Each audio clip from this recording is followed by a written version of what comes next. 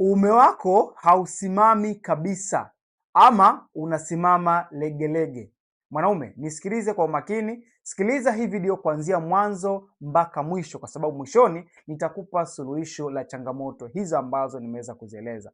Lazima ufahamu ya kuwa hiyo changamoto ambayo unaipitia sasa hivi ina sababu zake ambazo zilitokea hapo nyuma ama uko nazo mpaka sasa, na ndio maana inapelekea leo hii maumbile yako hayasimami kabisa ama yanasimama legelege.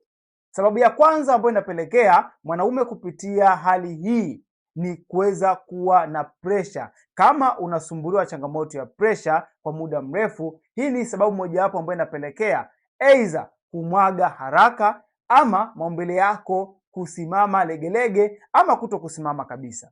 Lakini sababu ya pili ni kwa wale ambao wanasumbuliwa na changamoto ya kisukari, yani kwa maana ya kwamba wana changamoto ya diabetes katika miili yao. Hali hii inapelekea uume kufa kabisa, yani kuto kusimama moja kwa moja. Wapo ambao wanapitia changamoto hii sasa hivi ni miaka imepita, hajawahi kuona maumbile yake yakisimama, kwa sababu sukari imekuwa juu, sukari imeunguza mishipa yake ya damu kiasi cha kwamba anashindwa kuweza kusimamisha kabisa.